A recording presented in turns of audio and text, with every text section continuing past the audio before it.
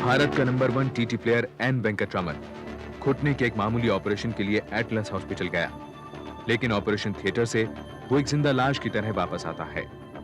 उसकी याददाश्त बहुत कमजोर हो गई, उसकी आंखों की रोशनी भी चली गई। एटलस के डॉक्टर्स उसके और उसके माता-पिता के सवालों का गोलमोल जवाब देते रहे और ऑपरेशन के 2.5 महीने बाद वेंकटरमन को बिना किसी केस पेपर्स के डिस्चार्ज कर दिया गया।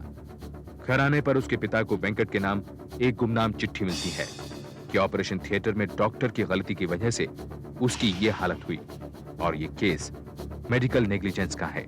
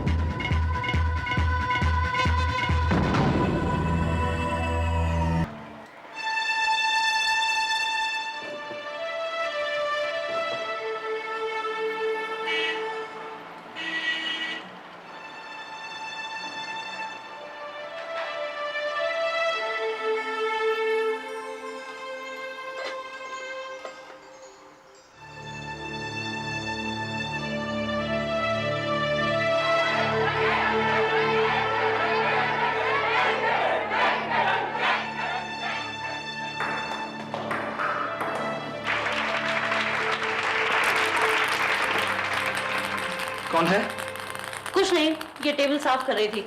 अचानक तेरी टीटी बॉल्स गिर गई। मेरी कहाँ है ये अब? पिंकी, रो मत बेटा, देख तेरी आंखों के लिए अच्छा नहीं है। मेरी आंखों के लिए अब क्या अच्छा है अम्मा? अंधेरे में किसी भी चीज का कोई मतलब नहीं रहा अम्मा।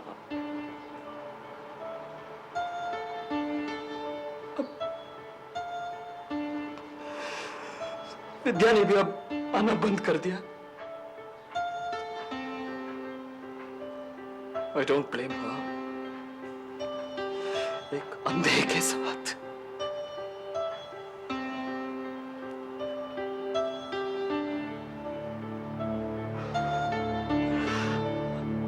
I was number one, Amma. I was the best in this country.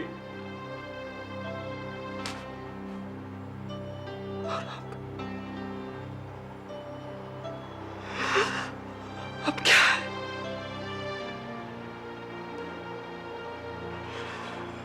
इतनी मेहनत, इतनी कोशिश की थी मैंने इस पोजीशन तक पहुंचने के लिए।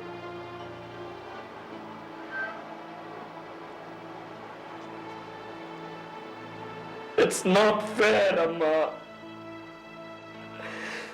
क्यों? किसी और की गलती के लिए सजा मुझे क्यों?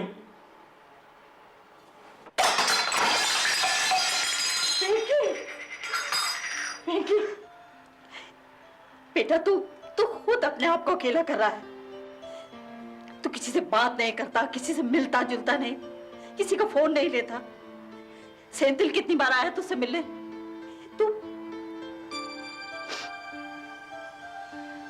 अच्छा देख, तू एक बात देख तो ले, वो क्या केस फाइल करने की बात कर रहा था? हाँ? सेंथिल, वेंकट के बचपन का दोस्त, एक ही स्कूल में साथ पढ़कर बाद में लॉ की डिग्री भी उन्होंने साथ साथ हासिल की। पढ़ाई के लिए अमेरिका जाने से पहले वो वेंकट का टेबल टेनिस में भी साथी रह चुका था। जब उसे पता चला कि वेंकट को उसका ट्रीटमेंट पूरा होने से पहले डिस्चार्ज कर दिया गया, तो वो अमेरिका से उसकी मदद करने के लिए भारत आ गया। कितने लोग अपनी जान खो देते होंगे हॉस्पिटल में बसे भगवानों के हाथों, और लोग उन्हें पूछते नहीं थकते। वेंकट, अगर यही वाला केस अमेरिका में हुआ होता ना, तो आज एटलस को तुम्हें लाखों रुपए कॉम्पेंसेशन में देने पड़ते। सेंथिल, मुझे पैसे नहीं चाहिए सेंथिल। मुझे बस जानना है इस ऑपरेशन थिएटर में हुआ क्या था, किसकी गलती से आज मैं इस व्हीलचेयर में हूँ। वेंकट, ये केस मेडिकल नेग्लिजेंस का है, ये मैं प्रूव करना है। हमें और डॉक्टर्स को कंसल्ट करना ही होगा। सिर्फ एक एनोनिमस लेटर से हमारा काम नहीं चल सकता। लेकिन बात की तह तक पहुंचने के लिए वेंकट ने डॉक्टर से मिलना शुरू कर दिया। उनमें से अधिकतर डॉक्टर्स ने कुछ भी कहने से इनकार कर दिया। अंत में जाकर कुछ न्यूरोलॉजिस्ट ने सिर्फ ये कहा कि वेंकट को सारी जिंदगी व्हीलचेयर पर ही रहना पड़ेगा और वो कभी भी पूरी तरह से नहीं देख पाएगा।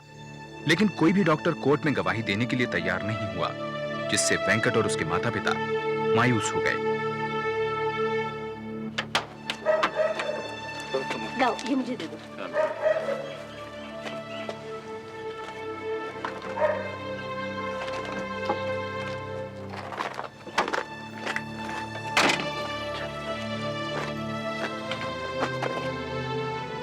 वेंकट, हाँ। देखो तो कौन आया है। कौन? विद्या। विद्या? वेंकट, देखो प्लीज मुझे गलत मत समझना। मुझ पर फैमिली का प्रेशर बढ़ता जा रहा है। They want me to get married, पर किसी ऐसे से नहीं जो। Venkat, you know that I love you, and I don't want to get married to someone else. पर मैं उन्हें भी तो मना नहीं कर सकती वेंकट। तुम समझ रहे हो ना वेंकट? हाँ वेंकट, प्लीज कुछ तो बोलो Venkat. Say something Venkat, please.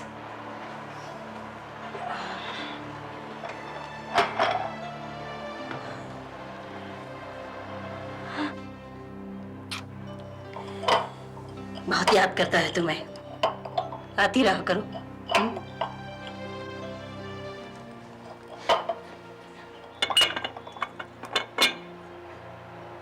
रहने दो विद्या, बस।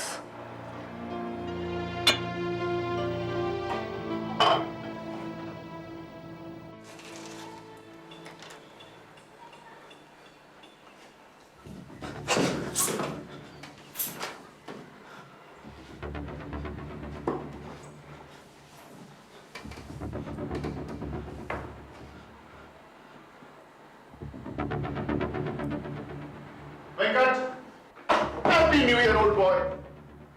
सेंथिल, क्या हुआ वेंकट? मैं ठीक हूँ, अपने आप उठ जाऊंगा मैं। वेंकट, मैंने सोच लिया है, हम ये केस फाइल करेंगे और तू बाहर जाएगा अपने ट्रीटमेंट के लिए। मैं जानता हूँ मुझे क्या ट्रीटमेंट चाहिए। कोर्ट जाने से कोई फायदा नहीं। कोई भी डॉक्टर एटलस के खिलाफ कुछ नहीं कहेगा। डॉक्टर और नो डॉक्टर, हम अपने डैमेजेस के लिए 50 लाख रुपए मांगेंगे। हम करेंगे यार। लड़ाई तो चल ही रही है सेंथिल, कि लड़ूं या बस शांति हो जाओ। अगले हफ्ते नुकसान के एवज में 50 लाख रुपए की मांग करते हुए सेंथिल ने एटलस हॉस्पिटल को एक नोटिस भेजा। जवाब में एटलस हॉस्पिटल ने किसी भी तरह के उत्तरदायित्व को नकार दिया। तब सेंथिल ने मद्रास हाईकोर्ट में एटलस के खिलाफ मुकदमा दायर किया। दूसरी ओर वेंकट के फैंस उसे लिखते नहीं थक रहे थे। वे उसे लड़ने के लिए उकसा रहे थे। दिन में 2 बार पोस्टमैन उसके फैंस की चिट्ठियों से भरे बंडल लाता था। पोस्टमैन, चिट्ठियां इधर दे दो। पोस्टमैन, कौन है? मैं हूँ अनन्या। अनन्या? कौन? यहाँ आओ, बोलो क्या काम है? मुझे आपको कुछ एक चिट्ठी देनी थी, मैं वहां रख जाऊंगी। नहीं, रुको ना। तुम्हारी चिट्ठी तुमसे अच्छा और कौन पढ़कर सुना सकता है? और फिर मैं देख भी नहीं सकता। पढ़ दो please. Dear Venkat, I love you. Venkat, मेरा मन है कि तुम टेबल टेनिस दोबारा से खेलो। मैं भी टेबल टेनिस खेलती हूँ, पर तुमसे अच्छा कोई नहीं खेल सकता। मुझे पता है कि तुम देख नहीं सकते, इसलिए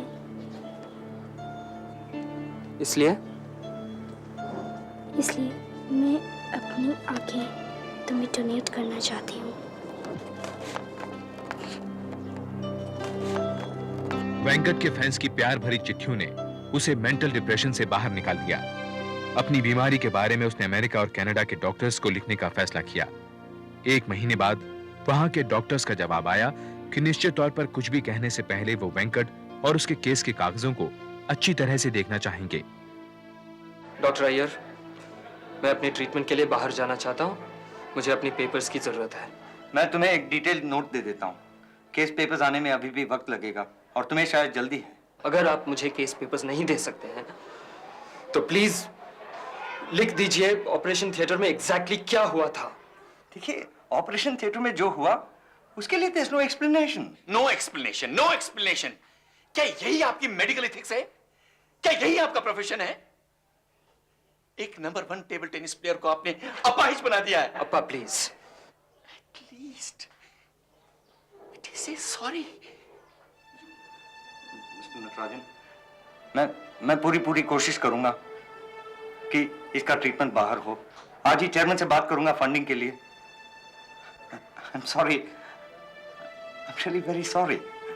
डॉक्टर अय्यर ने वेंकट के केस से संबंधित एक चिट्ठी उसे दे दी, लेकिन एटलस हॉस्पिटल ने वेंकटरमन के इलाज के लिए किसी भी तरह की आर्थिक सहायता से इनकार कर दिया।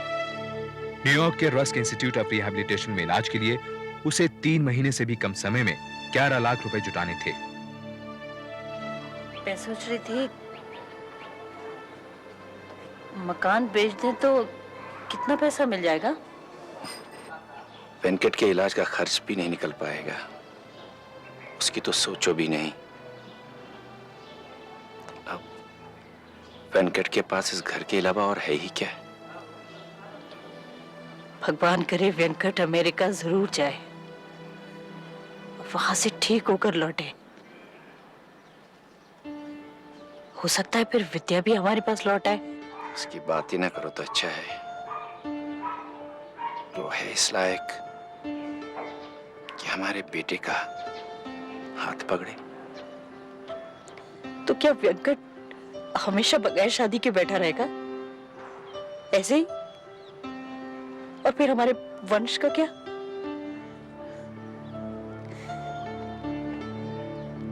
क्या क्या तो मैंने जोड़ा था उसके लिए,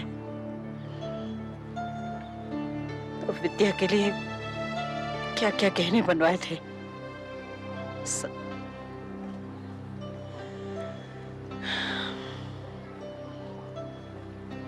इससे तो तुम बेच डालो ये सोना, कम से कम वेंकट के इलाज के तो काम आ जाएगा।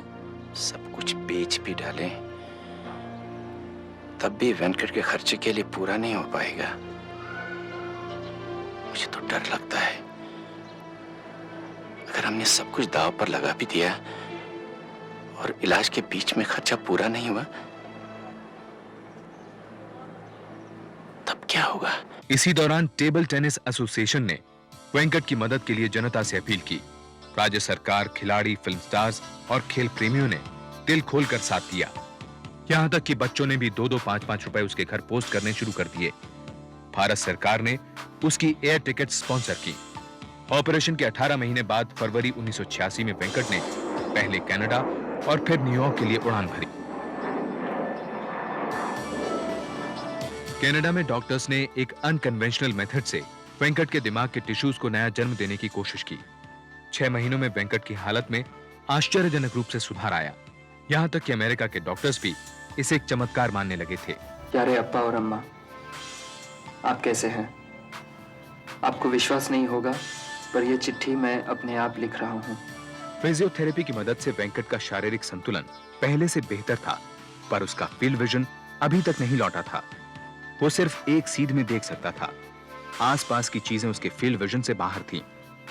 विदेश में उसके इलाज के दौरान भारत में उसका केस पहली सुनवाई के करीब था। वेंकट, प्रॉब्लम यह है कि कोई भी डॉक्टर ये एक्सप्लेन करने को तैयार नहीं है कि ऑपरेशन थिएटर में क्या हुआ होगा। लेकिन फिर भी मुझे इन रंगे डॉक्टर्स के लेटर से बहुत होप है। लेकिन कुछ भी कहो यार, ये एटलस के डॉक्टर्स को रगड़ने के लिए सिर्फ इतना काफी नहीं होगा यार। Hey, वेंकट, हाँ, बहुत दिन हो गए यार। Let's have a game of tennis. रहने दो। I don't think I can. अरे चल ना यार, एक गेम खेलते, प्रॉब्लम क्या थी? चल ना।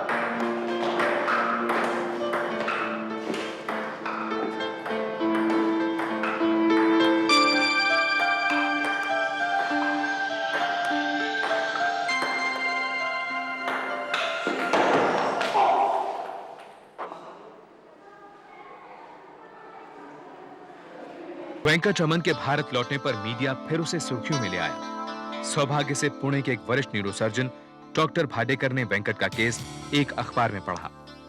उन्होंने तुरंत ही उसे एक चिट्ठी लिखी कि वो उसकी तरफ से जांच करने के लिए तैयार हैं। उन्होंने वेंकट से केस की डिटेल्स मंगवाई। पहली सुनवाई से 2 हफ्ते पहले डॉक्टर भाडेकर सेंथिल की मदद को मद्रास चले आए। दूसरी तरफ एटलस हॉस्पिटल के वकील सुब्बाराव भी अपनी तैयारियों में जुट गए। ऐसा पहली बार तो नहीं हुआ है कि किसी एथलीट ने अपने घुटने की सर्जरी कराई हो, पर आज तक तो कोई ब्लाइंड नहीं हुआ। उसकी बॉडी ने किसी चीज के साथ रिएक्ट किया। वो ये नहीं कहते कि we did something wrong। लेकिन उन्होंने मुझसे कहा ही क्यों कि इस ऑपरेशन में कोई रिस्क नहीं है? मैंने कभी नहीं कहा कि रिस्क नहीं है। हर सर्जरी में 1-0.5% रिस्क की गुंजाइश तो होती ही है। उसके लॉस ऑफ विजन का इस ऑपरेशन के साथ कोई कनेक्शन नहीं है। अगर उसका ब्रेन डैमेज हुआ होता तो वो साहब आज यूं इस तरह घूम फिर रहे नहीं होते।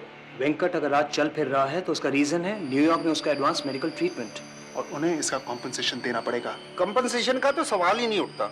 उन्होंने अभी तक एक भी पैसा नहीं दिया ट्रीटमेंट का।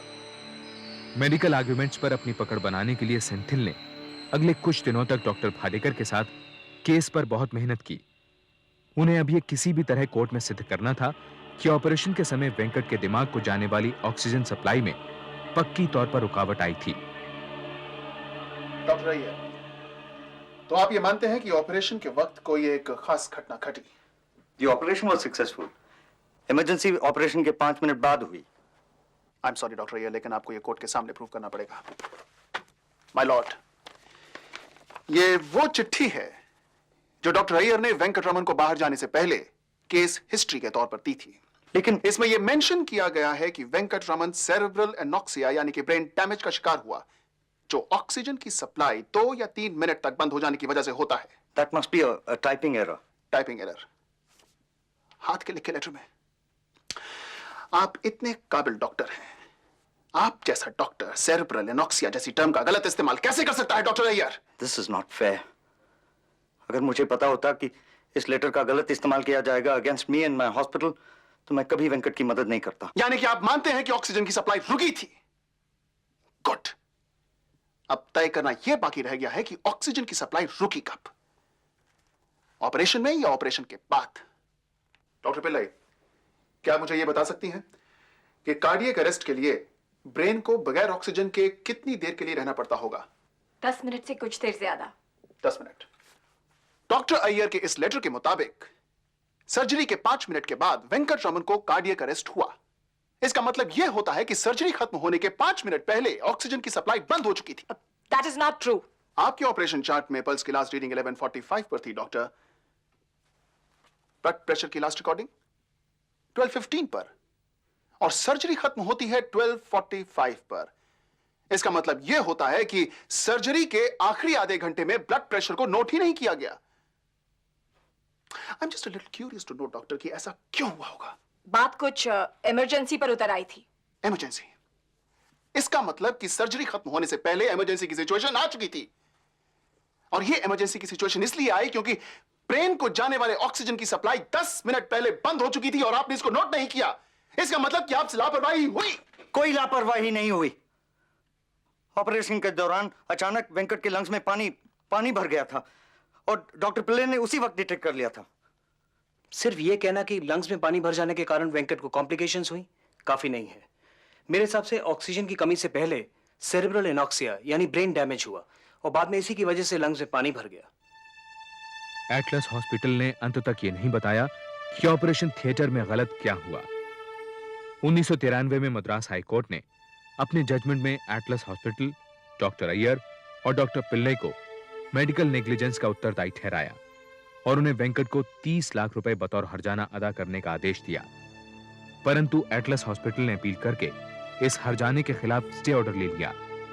सन 1995 में वेंकट के ऑपरेशन के 11 साल बाद नए जजमेंट के बहाल होने से कुछ दिन पहले ही एटलस हॉस्पिटल ने वेंकट के साथ कोर्ट से बाहर ही समझौता कर लिया।